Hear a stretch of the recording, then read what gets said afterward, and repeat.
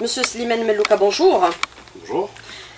La Caisse nationale de retraite, la CNR, en situation de déficit financier, situation très difficile relevée par le Premier ministre lors de ses interventions au niveau du Parlement et du Sénat actuellement. Une situation de déficit qui est estimée à peu près à 500 milliards de dinars compensé par la CNEAS. Ce déficit a-t-il été engendré par la situation financière que connaît le pays ou le départ massif des travailleurs à la retraite anticipée? Monsieur Melouka. Bonjour encore une fois. Donc, pour répondre de manière plus ou moins large à votre question, la retraite est un aspect très particulier et très sensible de la société aujourd'hui.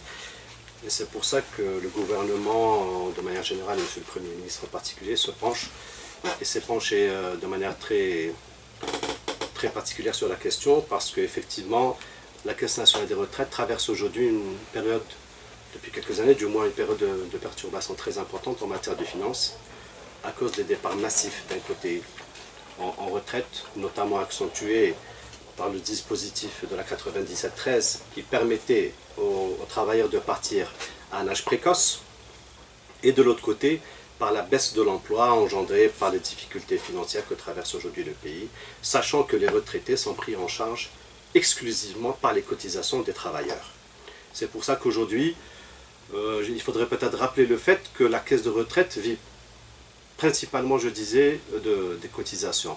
Les cotisations des travailleurs qui sont prévues par rapport à 5 cotisants pour un retraité pour pouvoir pérenniser le système et équilibrer les finances, malheureusement, c'est vu réduit aujourd'hui uniquement à 2 travailleurs cotisants pour un retraité.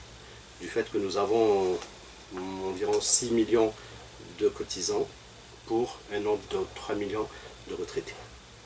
Mais quel est le nombre des départs massifs à la retraite, monsieur Melouka, pour qu'on soit un peu plus précis par rapport aux chiffres? Ceux existants, ils sont évalués à peu près à 3 millions, et ceux qui sont partis?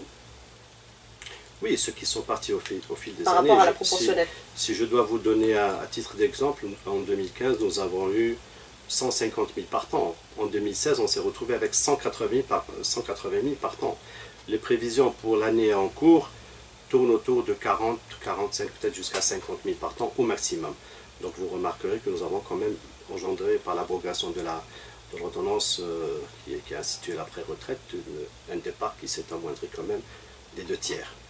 C'est une mesure qui a été décidée justement pour pouvoir freiner du moins les dépenses de la retraite et essayer en parallèle de trouver les solutions appropriées pour répondre au déséquilibre.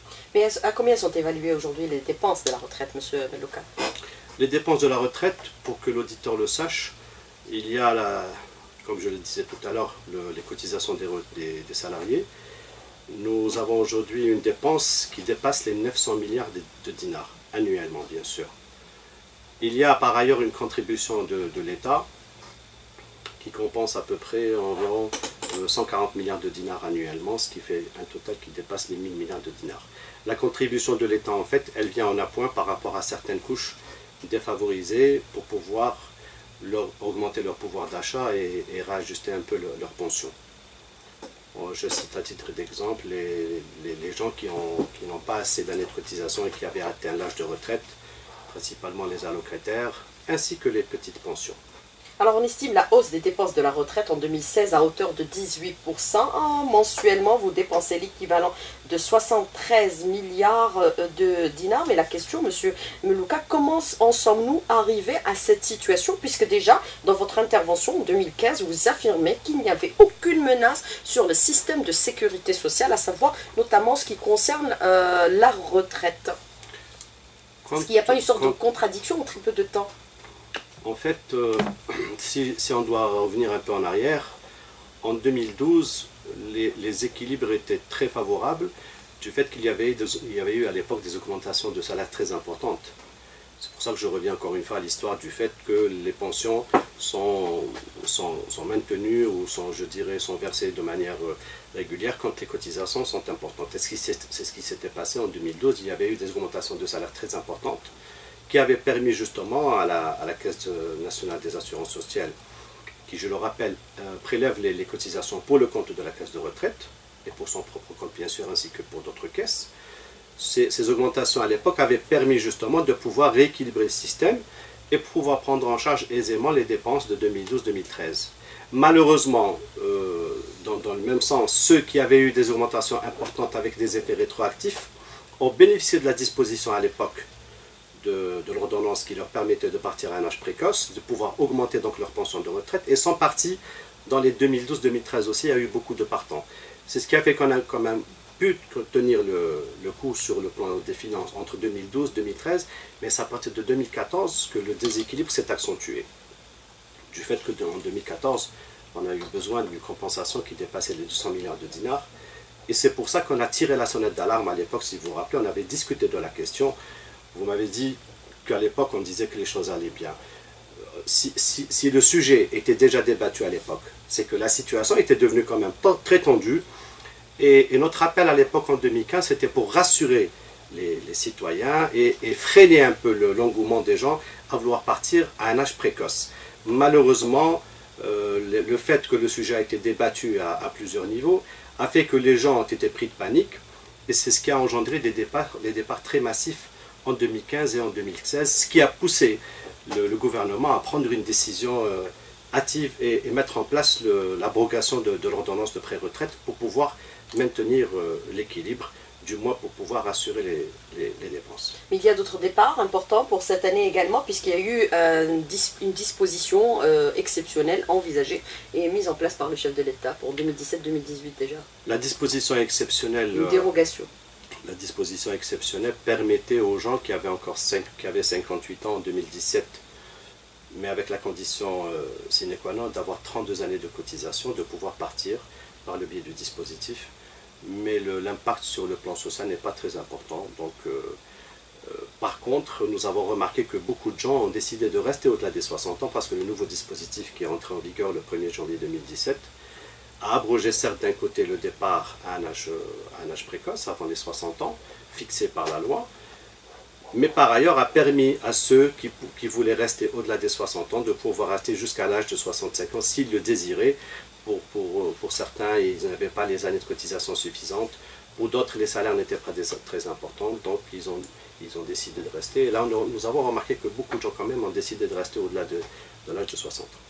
Alors, à toute situation exceptionnelle, décision exceptionnelle, il y a pratiquement 10 ans de cela, les pouvoirs publics ont adopté une disposition qui permet un peu d'assurer la pérennité du système de sécurité sociale, bien sûr en prélevant 3% de la fiscalité pétrolière qui est versée au fonds spécial de sécurité sociale, notamment le fonds de la retraite.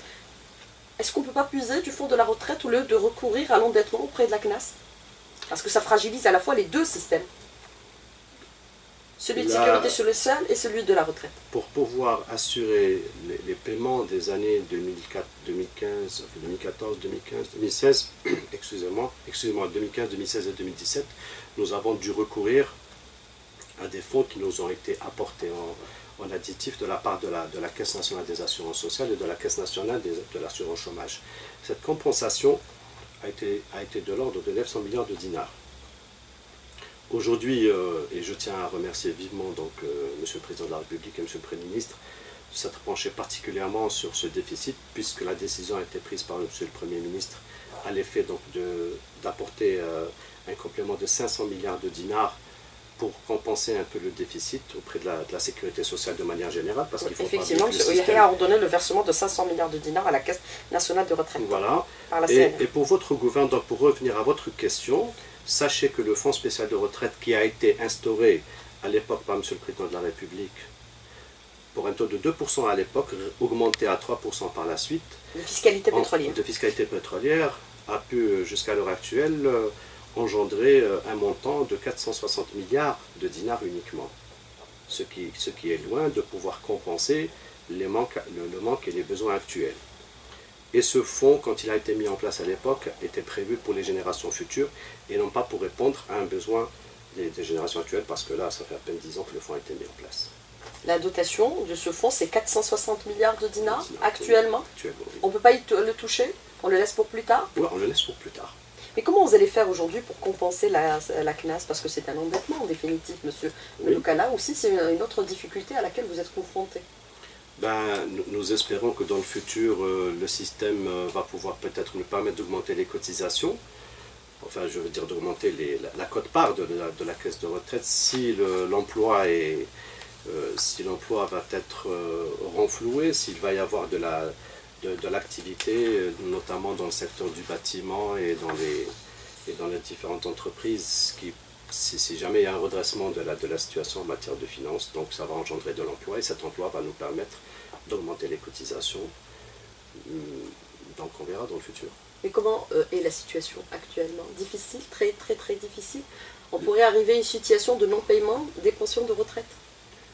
Je vous rappellerai que l'État a toujours accordé une attention particulière à la retraite, excusez-moi, de manière générale. Donc c'est pour ça qu'il n'est pas question de ne pas prendre en charge les retraités et toutes les solutions appropriées devront être mises en place.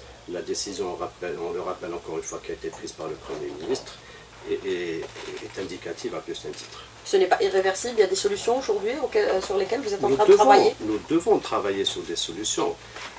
Il ne faudrait pas oublier que le système qui a été mis en place en 1983 connaît ses limites aujourd'hui, après 35 ans. Tout système mis en place connaît forcément ses limites, un jour ou l'autre. Nous l'avons remarqué à travers tous les pays, que ce soit les pays du Maghreb ou les pays européens, ont dû revoir leur système de retraite. Ça fait 30 ans qu'il est en vigueur, l'actuel.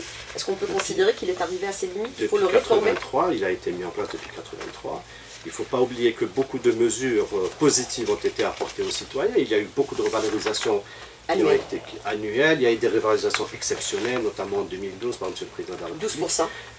Jusqu'à 30%. À 30% de revalorisation pour pouvoir permettre aux retraités d'augmenter, en dehors de beaucoup d'avantages sociaux qui sont accordés aux retraités. Il ne faut pas oublier aujourd'hui que le retraité a la possibilité d'aller se soigner gratuitement au niveau des hôpitaux. Il a la possibilité d'aller chez le médecin traitant et de pouvoir prendre son ordonnance sans rien payer. Il a la possibilité d'aller... Et ses ayants droit, effectivement, jusqu'au taux de 100% pour les couches les plus défavorisées. Il a le droit d'aller prendre ses ordonnances. Il y a des ordonnances qui coûtent 20 000, 25 000, 30 000 dinars. Donc c'est un moyen supplémentaire qui a été octroyé pour pouvoir faire bénéficier aux retraités davantage et pouvoir mieux vivre avec nous. Alors pour cette deuxième partie, M. Slimane Menlouka, je voudrais revenir avec vous sur les solutions. On a dressé le constat, il est alarmant, il a été rappelé par le Premier ministre. La situation est extrêmement critique. Parmi les solutions, on envisage aujourd'hui par les pouvoirs publics de mettre en place, vous allez confirmer ou infirmer, la création d'une branche pour la retraite complémentaire. Est-ce que ça pourrait être éventuellement une solution?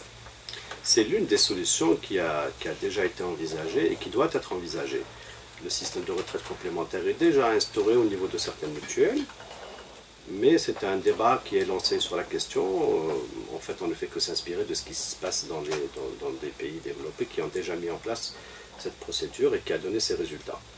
Donc c'est l'une des mesures qui pourrait être mise en application pour pouvoir apporter un plus. Vous êtes en train de la discuter, de l'envisager actuellement de façon concrète au niveau de la CNR avec les pouvoirs publics? Ça se discute au niveau des différents niveaux et ça pourrait être mis en place dès que tous les aspects de la question auraient été étudiés.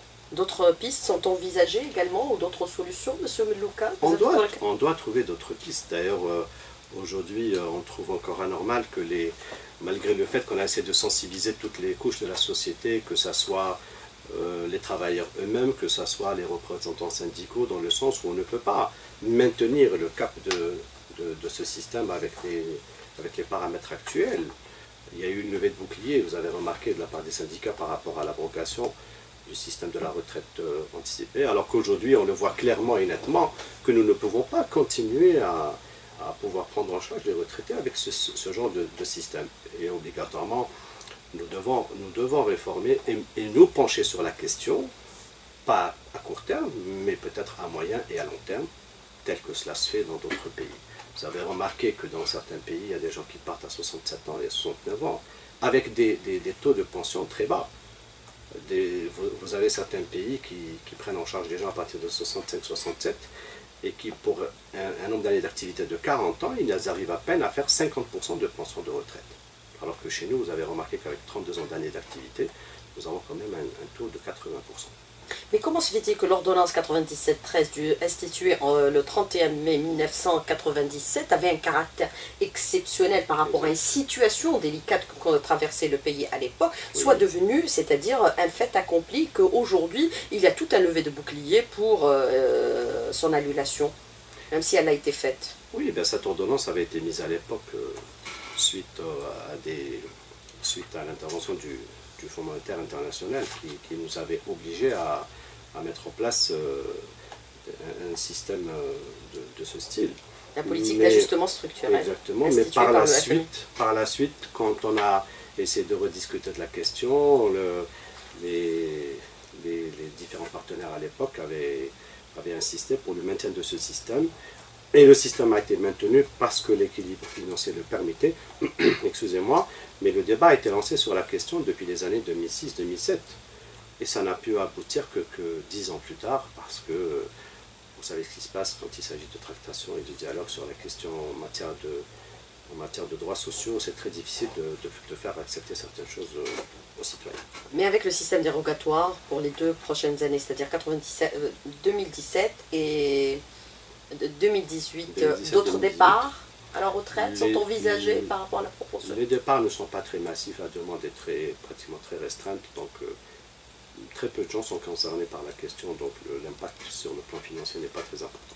Mais aujourd'hui, l'impact par rapport au développement de la CNR, vous avez gelé tous les projets qui sont en cours parce que vous n'arrivez pas à faire face à la situation? Ben oui, puisque d'un côté nous faisons appel à des appels de fonds, donc de l'autre côté nous avons dû faire certaines restrictions, notamment en matière de recrutement, en matière d'investissement, d'aménagement. Tous les grands projets ont été réalisés, à l'exception des projets du Grand Sud qui connaissent une situation particulière, mais dans l'ensemble, nous avons donc imposé un système de restrictions financières par rapport à notre fonctionnement pour pouvoir faire face à la difficulté financière.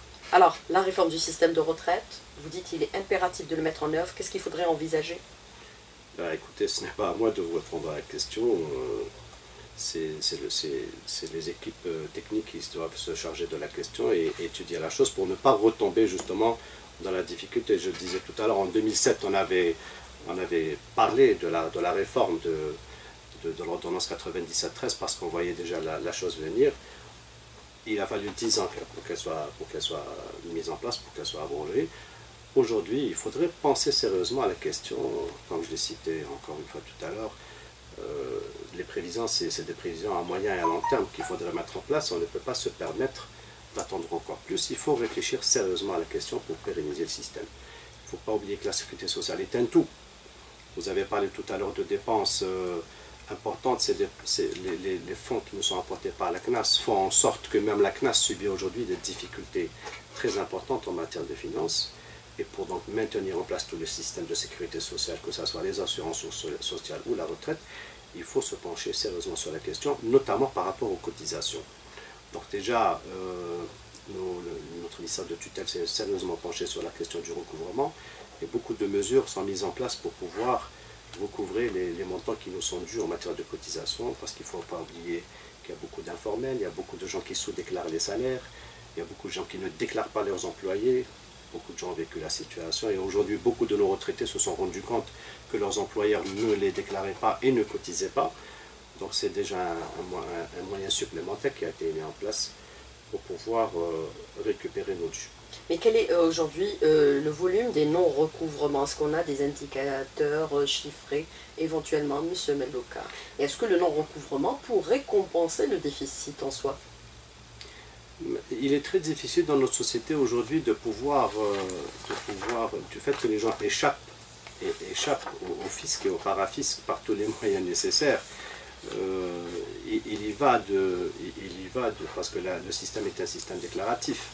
Aujourd'hui, le citoyen doit être sensibilisé à l'effet de déclarer l'employé sans pour autant aller vers les solutions coercitives.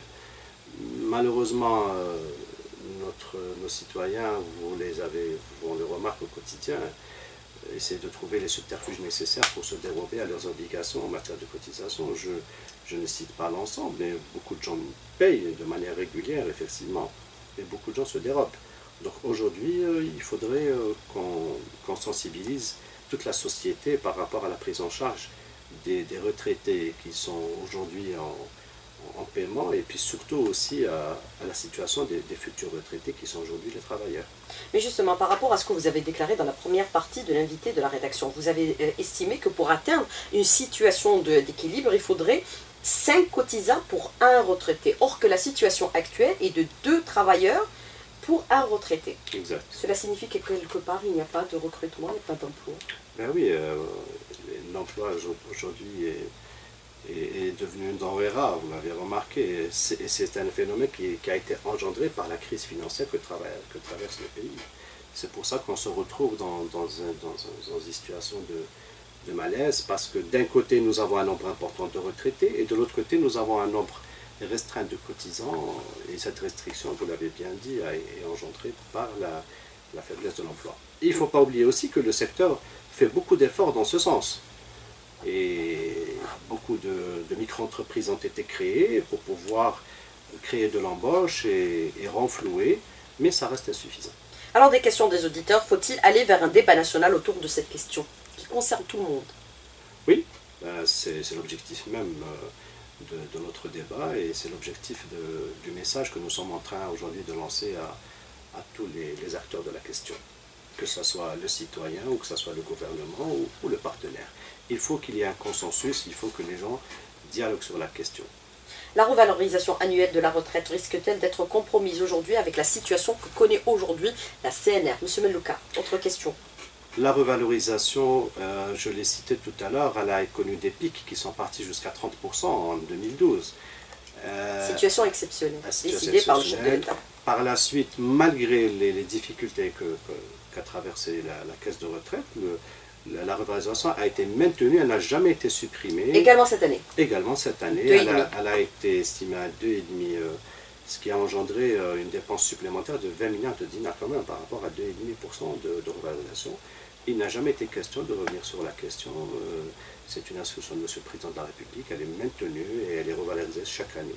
Alors combien en ont bénéficié par rapport à la revalorisation de cette année? 2 millions de travailleurs? Plus de 2 millions de retraités ont bénéficié de cette revalorisation. Alors, autre question des auditeurs, est-ce que le système du tiers payant pourrait être aussi revu au compromis? Monsieur Melouka. Compromis, oui. C'est-à-dire? Je l'ai dit il y a quelques instants, le système de sécurité sociale est un système global. La CNAS donc, prend en charge l'encaissement des cotisations, et c'est par ce biais qu'elle prend sa quote-part et la quote-part de la CNR qui sont pratiquement de moitié pour l'une et pour l'autre. Et le fait que la CNAS aujourd'hui est en train de renflouer et a renfloué pendant quelques années donc la caisse de retraite, a fait en sorte que même son équilibre financier aujourd'hui est en péril. Et c'est pour ça que tout le système de sécurité sociale, que ce soit le tiers payant ou autre, est compromis. C'est pour ça qu'il faudrait qu'on s'attelle à trouver donc les solutions appropriées pour la caisse de retraite et préserver ainsi tout le système. Alors, autre question d'un auditeur qui vous dit aujourd'hui, dans les dispositions qui ont été envisagées par rapport au départ à la retraite proportionnelle, qui est aujourd'hui annulée, abrogée, il y a des dispositions qui ont envisagé de prendre en charge les métiers pénibles. Est-ce qu'on a abouti à cette question ou pas encore? Est-ce qu'on a défini le terme de pénibilité par rapport à certains emplois ou pas encore? Vous avez touché du doigt la réponse, puisque vous avez parlé de pénibilité, vous avez parlé de sensibilité de la chose. Aujourd'hui, tous les professionnels parlent de pénibilité, et c'est là où la question reste posée. Comment définir cette pénibilité? La question est très sensible, et pour ne pas tomber par la suite dans des difficultés par rapport à l'application des textes, celui relatif même aux travaux de pénibilité, donc la commission qui siège à ce sujet, qui est composée d'experts, notamment de médecins, se penche sur la question afin de pouvoir délimiter tous les métiers qui sont susceptibles de pouvoir bénéficier d'une dérogation d'âge pour aller à la retraite avant l'âge de 60 ans. Vous aurez remarqué donc que le gouvernement reste toujours sensible à la question de l'âge par rapport à la retraite, et il est clair que les personnes qui exercent dans des conditions difficiles, et là on fait allusion peut-être aux gens qui travaillent dans les hauts fourneaux, pour les gens qui travaillent dans des conditions de chaleur extrême ou de froid extrême, etc., doivent certainement bénéficier de cette dérogation. La commission est à pied d'œuvre sur la question et les contours sont examinés pour avoir une liste exhaustive. Alors, autre question d'un auditeur qui vous dit, qu'est-ce que vous entendez par retraite complémentaire? Le système de retraite complémentaire est un système donc libéral et il permet à celui qui veut bénéficier d'un complément de retraite par la suite, au moment de faire valoir ses droits, de pouvoir avoir un avantage de plus. Bien sûr, il faut qu'il paye des cotisations parallèles pour pouvoir bénéficier de cet avantage par la suite. Alors, autre question d'un auditeur qui vous dit aujourd'hui, j'ai cotisé pendant 15 années, est-ce que je pourrais prétendre à un départ anticipé à la retraite ou alors c'est plus le cas aujourd'hui puisqu'il y a eu abrogation de l'ordonnance de 97? Ça dépend de son âge. Il n'y a plus de retraite anticipée, on l'a expliqué tout à l'heure. Les seuls qui peuvent bénéficier d'un départ avant l'âge de 60 ans, ce sont ceux qui ont eu 58 ans en 2017 ou 59 ans en 2018, mais à la condition sine qua non d'avoir 32 années de cotisation. Si ce monsieur a exercé uniquement 15 années ou a cotisé uniquement pendant 15 années, il faudrait qu'il ait l'âge minimum de 60 ans pour pouvoir bénéficier d'un avantage de retraite. Mais bien sûr, cet auditeur vous dit, j'ai aujourd'hui l'âge de 60 ans, j'ai cotisé pendant 15 ans, parce qu'auparavant, j'avais travaillé dans l'informel. Comment faire valoir mes droits? Alors c'est trop tard. Écoutez, est-ce que vous pouvez définir vous-même la question, soyons réalistes. Aujourd'hui, il a 60 ans, il peut faire valoir 15 années parce qu'il a les documents qui peuvent attester de la question. Mais s'il y a eu des années activées et qui n'ont pas été donc signalées ou cotisées, on ne pourra pas le prendre en charge, ça va de soi. C'est pour ça qu'aujourd'hui, nous assistons avec nos auditeurs, avec nos travailleurs, avec nos employeurs à l'effet de déclarer les gens, à l'effet de pouvoir bénéficier au moment nécessaire de leurs années de cotisation. Alors, autre question d'un auditeur qui vous dit aujourd'hui, si un employeur ne me déclare pas, est-ce que je peux moi-même entreprendre cette démarche pour procéder à la dénonciation de l'employeur ou prendre des dispositions similaires pour être régularisé? Oui, bien sûr. Le système aujourd'hui permet aux travailleurs qui n'est pas donc déclaré ou qui ne bénéficie pas de ces cotisations de pouvoir aller vers l'inspection du travail et signaler toute défaillance de la part de son employeur.